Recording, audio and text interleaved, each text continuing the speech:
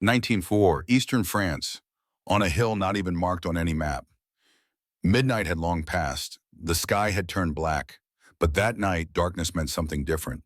It felt as though the sky itself had collapsed onto the earth. The wind had stopped, and the roar of gunfire had been replaced by absolute silence. The artillery had gone quiet. The screams had faded. Only a windless void seemed to rise from the stillness. And in that moment, he opened his eyes. He was on the ground, face down. A dull pressure stone echoed in his ears. His name was Nathan Hale, 24 years old, a soldier in the U.S. Army's 22nd Infantry Division. And there was no sign of anyone from his unit. He looked around. The air smelled of scorched ammunition and smoke. When he lifted his head, he saw his rifle lying just beside him. He slowly sat up. His uniform was torn, his face caked in mud and blood. But it wasn't his own. The rock he had leaned against was part of the trench line they'd tried to defend just hours earlier. Of the 11 men who had fought beside him, not one was there. "Mike?" he whispered. No answer. "Kowalski? James?" Nothing. He tried to stand. His knees trembled. When he took his first step, it wasn't mud beneath his boot. It was a metal tag. He bent down and picked it up. James's dog tag. But there was no body, no blood, not even a single footprint. For a moment, he thought he was dreaming. Then he remembered the small wallet in his pocket. He opened it. Inside was a faded photo of his younger brother. So he was alive. This was real. But where were the others? The area was still behind the front lines. But whether it belonged to friend or foe, he couldn't tell anymore. On the ground were a few spent shell casings, a torn backpack, and the shattered remains of a radio. The sky above had begun to fade into a painful gray. Nathan was alone. But the most terrifying part was this. No one knew. And for the first time, he asked himself, "Why, am I the only one still alive?" Nathan Hale began to walk slowly. Each step was cautious, as if he were tracing the footprints of a ghost. His eyes scanned the area, alert for any movement, but there was nothing. The place where their camp had been was in complete disarray. Yet the destruction didn't resemble the aftermath of a battle. Everything was strangely clean. There were no bullet holes in the walls, no lingering scent of gunpowder in the air. The ground was disturbed, yes, but there was no blood and no people. About 30 meters ahead, the tent that once held their ammunition supplies was nothing more than a collapsed pile of fabric and a few empty crates. Nathan crouched down and looked into one of them. It was empty. All of them were. No bullets, no rifles, not even food rations. It was as if someone had erased the entire unit, but not violently. No signs of struggle. It was neat, methodical, silent. "Where did you go?" he whispered. No answer. Suddenly, a rustle came from his left. He spun around, rifle raised, but it was only a leaf drifting on the wind. His breath caught in his throat. His chest rose and fell, but the air filling his lungs didn't feel real. He brought a hand to his forehead and felt a faint warmth. Maybe he was still in shock. Maybe this was a hallucination, a trick of the mind after trauma. But it was winter. The earth was frozen. And he was here. He kept moving. Every few steps he stopped to scan the ground for footprints. But there were none. A thin layer of dust-like snow covered the soil. It looked as though someone, or something, had deliberately wiped every trace clean.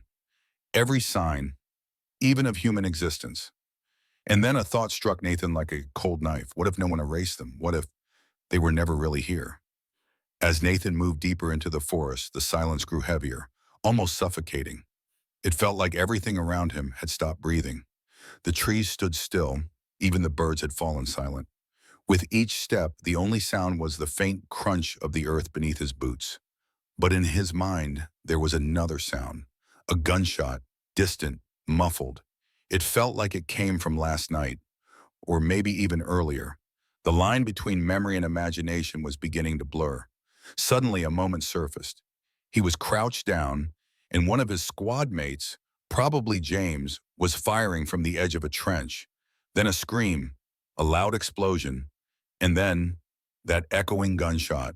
He couldn't remember who had pulled the trigger or who had been hit, but the sound still rang in his ears, the bullet slicing through the air. And then silence. Nathan stopped walking, took a deep breath, brought a hand to his forehead, rubbed his brow. The quieter the world around him became, the louder the hum inside his head grew. Who fired that final shot? Was it him? Maybe. But why? And who was the target? He leaned against the trunk of a tree, slid his rifle from his shoulder, resting it across his knees, closed his eyes. But the darkness behind his lids showed him even more. Faded silhouettes danced in his mind, unrecognizable faces, running boots, a shattered radio, someone shouting, "Fall back!" He opened his eyes, and that's when he noticed it. A mark on the tree in front of him. A bullet hole. Fresh. He moved closer, touched it gently with his finger. Just below the impact, half buried in the bark, lay a crushed bullet casing. He pulled out a handkerchief and carefully picked it up.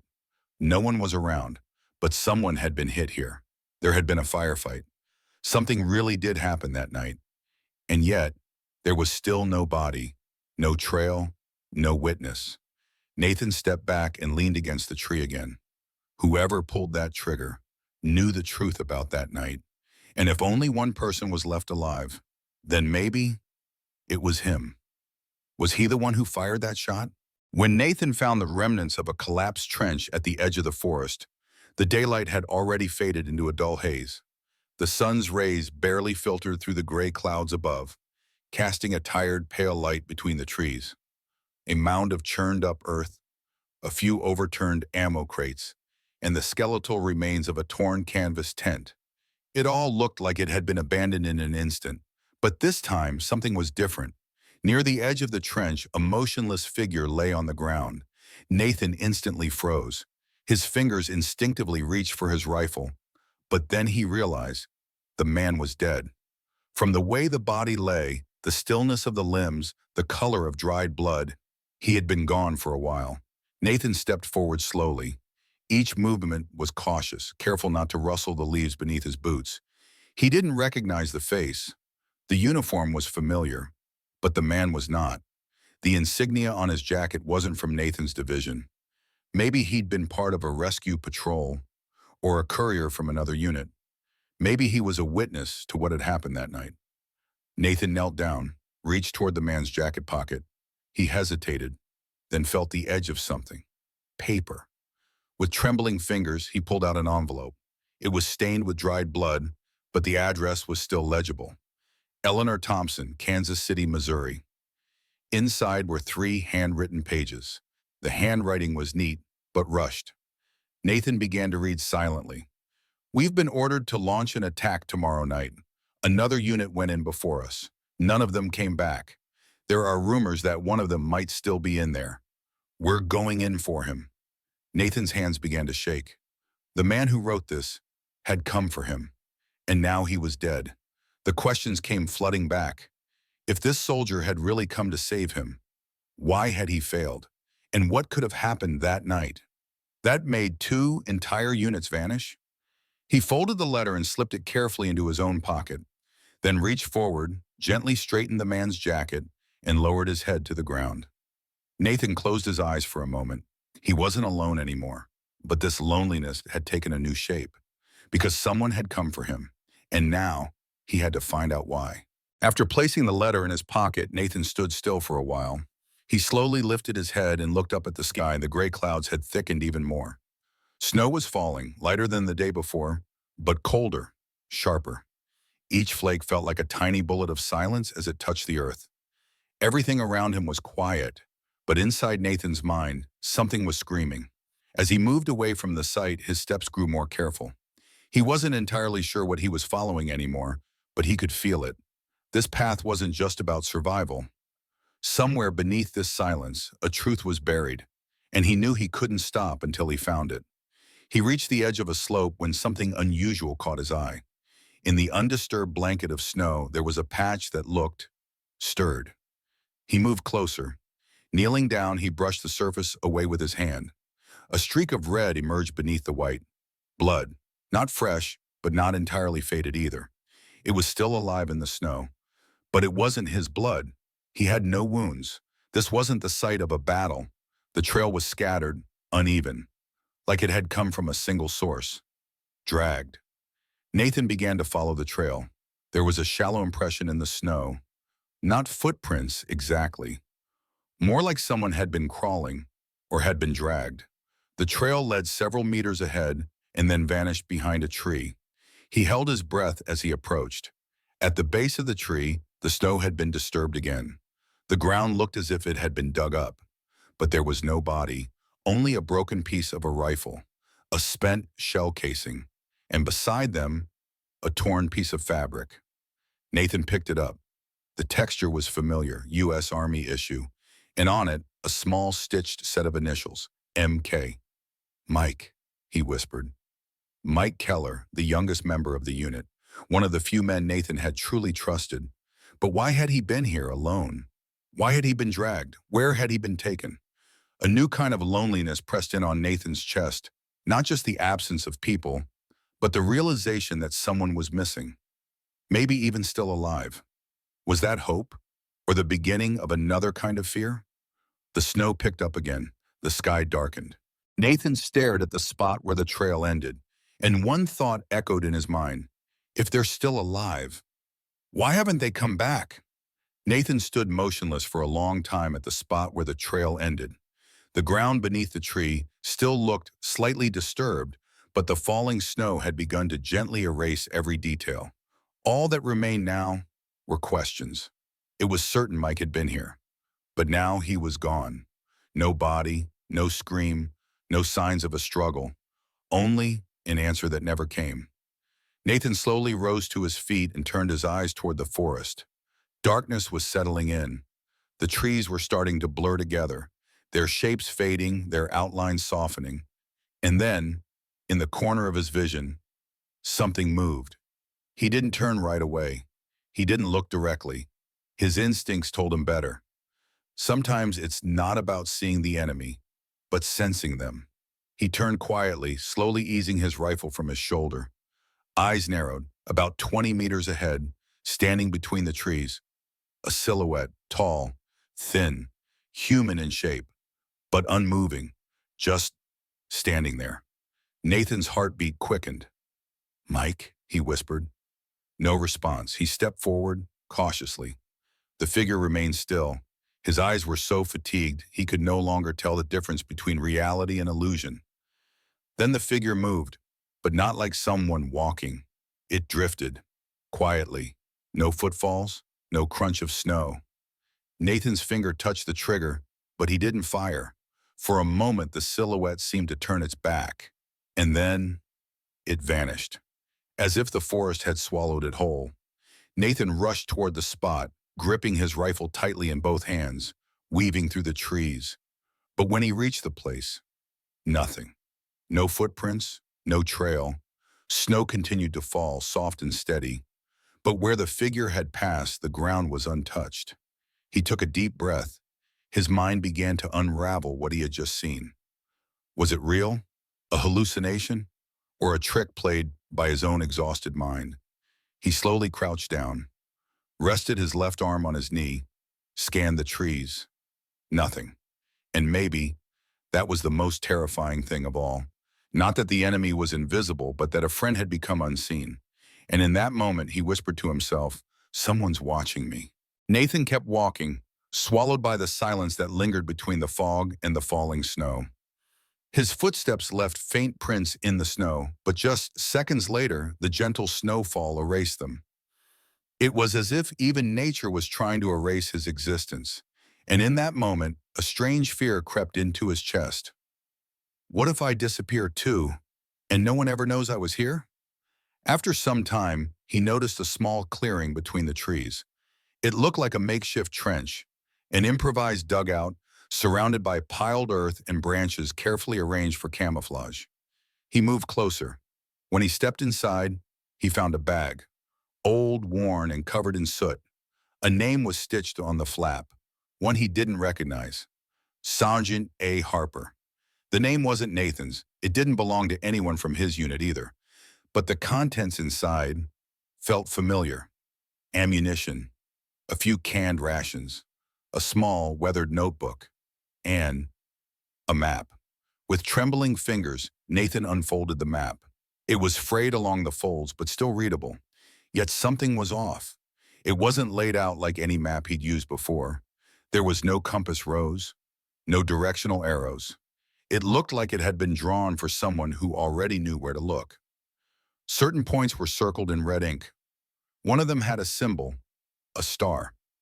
At the top corner, in faded ink, were the words, Operation Star. But Nathan had never heard of such an operation. At least, not that he'd been told. He opened the notebook. Scattered inside were short, haunting sentences. They came at night. Not listed on any map. They gave us the same uniforms. Off the record, they leave no trace. A heavy chill settled into Nathan's chest. This bag had belonged to another soldier. One who was no longer here, and his unit, like Nathan's, had vanished. Maybe Nathan wasn't the only one left behind in this forest. Maybe there were others. Maybe this wasn't a mission gone wrong. But something planned. He folded the map, slipped the notebook into the inside pocket of his coat, and slowly stood up. And then, barely louder than a breath, he whispered to himself, "We didn't end up here by accident. We were brought here." After placing the map and notebook into his pack, Nathan began to walk again, more cautiously, but with renewed determination. Now he had a destination, the point marked with a star on the map. That spot, he hoped, might hold the key to ending this nightmare. Hours passed. The sun never truly rose. Only the shadows shifted. Snow continued to fall, but the wind had gone still. Silence had become like a familiar companion draped over his shoulders. Along the way, he passed more remnants of trenches. But each one was abandoned, or perhaps had never been used at all. Rotting crates, helmets buried in snow, nameless grave markers. At some point, Nathan lost track of time completely. Was it days now, or only hours? In this forest, time had no meaning. Finally, he reached the marked location on the map, and he could hardly believe his eyes. Beyond the dense trees, a clearing opened up. At its center stood a flagpole, bearing the American flag. Around it were tents, supply crates, weapons, and soldiers. Real soldiers, wearing the same uniform as his. Voices echoed, radio chatter, footsteps, someone quietly humming a tune. Nathan's pace quickened. Hope surged in his chest, rising from somewhere deep within. Maybe I've finally made it out, he thought. But as he drew closer, something felt off. The soldiers' faces were tense. Their conversations were short, muted. They all stared, but none looked each other in the eyes. At the perimeter, a soldier raised his rifle as soon as he spotted Nathan. "ID!" he barked. Nathan raised his hands and stepped forward slowly. He pulled out his dog tag and held it up. More soldiers gathered. A sergeant approached, scanning Nathan from head to toe. Then quietly he asked, "Are you one of them?" Nathan blinked. "What are you talking about? My unit's gone. I've been alone for days." The sergeant took a step back, narrowing his eyes. "Everyone says that," he said, "but for weeks now, people have been showing up here. All of them alone, all with the same story, and none of them know each other." A cold wave swept through Nathan's body. He had thought he was saved, but now he might have walked into something worse, and the only thought echoing in his mind was, maybe what lies beyond this forest is more dangerous than what's inside it. Under the sergeant's cold stare, Nathan was led through the rows of tents. They didn't treat him like a rescued soldier. They treated him like someone who needed to be quarantined. The tent they brought him into didn't look like a rest area. It looked like an interrogation room. A metal table, 2 folding chairs, a small stove crackling in the center.